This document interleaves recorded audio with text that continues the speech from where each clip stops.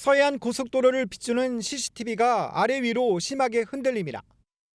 같은 시간 항구를 비추는 카메라도 요동칩니다. 편의점 진열대 상품이 떨어지고 병원에 놓인 화분이 흔들리자 손님들이 화들짝 놀랍니다. 학교에선 학생과 교직원들이 건물 밖으로 뛰쳐나옵니다. 처음엔 지진이라고 모르고 떨어진 줄 알았어요, 건물에. 오늘 오전 8시 26분 전북 부안군 남남서쪽 4km 지역에서 규모 4.8의 지진이 발생했습니다. 올해 발생한 지진 가운데 규모가 가장 큽니다. 전북 부안에서 발생한 지진은 역대 16번째로 큰 지진이었는데요. 전북 지역에서 4.0 이상 지진은 이번이 처음입니다. 진원의 깊이는 지표면에서 8km밖에 안 돼 피해는 더 컸습니다. 학교 담장이 갈라지고 주택 유리창이 깨지고 관공서의 승강기도 멈춰섰습니다. 건물 전체가 흔들리고 있었고 바닥이 꺼지는 느낌이 들면서 쿠구궁 하는 소리가 났었어요. 다행히 인명피해는 발생하지 않았습니다. 진동은 서울과 강원도까지 전국에서 감지됐고 300건이 넘는 흔들림 신고가 접수됐습니다. 정부는 지진 위기경보 3단계인 경계 단계를 발령하고 대응 체제를 유지하고 있습니다. 지진이 발생하자 사찰 관계자가 밖으로 뛰쳐나옵니다. 놀란 나머지 신발도 제대로 신지 못했습니다. 천년고찰 내소사의 담장 일부가 허물어졌습니다. 국가유산청은 긴급점검 결과 대웅전을 포함한 부안 내 6개 문화재에서 균열과 위치 변화 등 피해가 발생해 긴급보수에 들어갈 계획입니다. 변산반도 국립공원도 통제됐습니다. 탐방로가 전면 통제하고 있고 지금 안전점검 때문에 지금 직원이 지금 순찰하고 있습니다. 사찰 아래 마을 주민들도 놀라기는 마찬가지입니다. 갑작스런 지진에 마을 길가에 쌓아놓은 돌담에서 돌들이 바닥으로 떨어지기도 했습니다. 내가 흔들흔들했어. 냉장고 문을 열고 이렇게 뭐 넣었는데 냉장고까지 나까지 흔들렸단 게 지금 얼마나 놀랐는지 몰라요. 그냥 애들이 서울서 그냥 전화가 불통나고.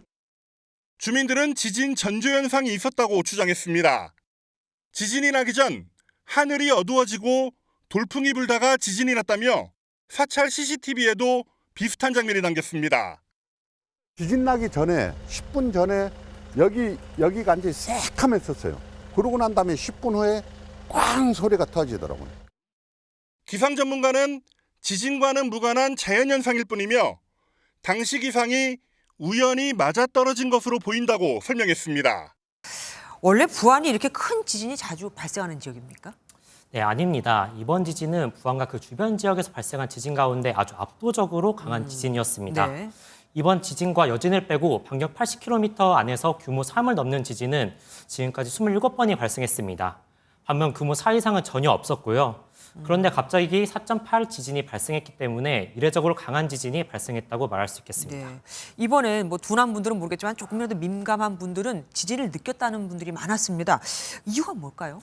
이번 지진은 깊이가 8km 안에서 발생을 했는데요. 우리나라에서 보통 발생하는 지진이 10에서 20km 깊이에서 발생을 하니까 이거에 비해서 아주 얇은 그러네요. 깊이에서 발생했다고 말할 수 있겠습니다. 지진 발생 깊이가 얕다 보니까 유감 신고도 많았고 건물 파손도 곳곳에서 일어났던 겁니다. 규모가 크다고 해서 무조건 피해가 더 큰 건 아니죠. 네, 지진으로 얼마나 흔들림이 크게 발생했는지를 알아볼 수 있는 지표가 바로 진도인데요. 규모가 커도 진도가 비교적 작을 때도 있습니다. 2016년 울산 인근 바다에서 발생한 지진은 규모가 5였지만 지진 발생 위치가 내륙과 떨어져 있어 울산 지역의 진도는 4였습니다. 반면 이번 부안 지진은 규모 4.8로 작았지만 내륙에서 발생하고 깊이도 얕아 전북 지역의 진도는 5로 더 컸습니다. 아, 그랬군요. 이번 지진이 발생한 이유는 혹시 나왔습니까? 네, 기상청은 이번 지진이 주양 단층이 이동해가지고 발생했다고 말을 했는데요. 화면에서 보시는 것처럼 주양 이동 단층은 단층이 위아래가 아니라 이렇게 수평으로 움직이는 단층입니다. 전문가들은 여러 단층 가운데 충남 부여부터 전북 부안까지 이어져 있는 것으로 알려진 하멸단층이 움직였을 가능성을 언급했는데요. 네. 정확한 발생 원인에 대해서는 이제 추가 조사가 필요해 보입니다. 지진 원인을 알고 대비하기 위해서는 지금 방금 말씀하신 단층 조사 같은 게 필요하잖아요. 이번에 지진한 지역 자료는 많이 확보가 된 상태입니까? 네, 말씀하신 대로 지진에 대해서 대비하려면 단층 조사가 아주 중요합니다. 정부는 경주 지진을 계기로 이제 전국적으로 단층 조사를 진행하고 있는데요. 네. 영남권 단층 조사는 이미 마쳤고 지금은 수도권과 충청권 조사가 이루어지고 있습니다. 하지만 부안을 포함한 전라권은 2036년쯤 조사를 마칠 예정이라 아직 정보가 많이 부족합니다.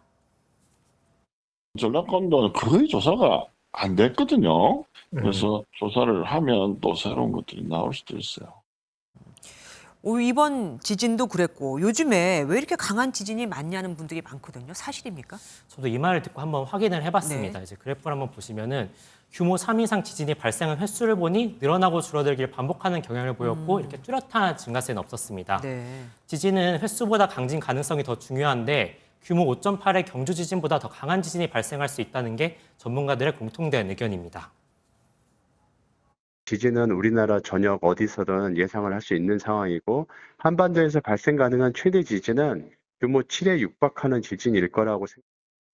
네, 이번 지진이 예방주사가 돼서 강진에 대해서 대비해야 될 것 같습니다.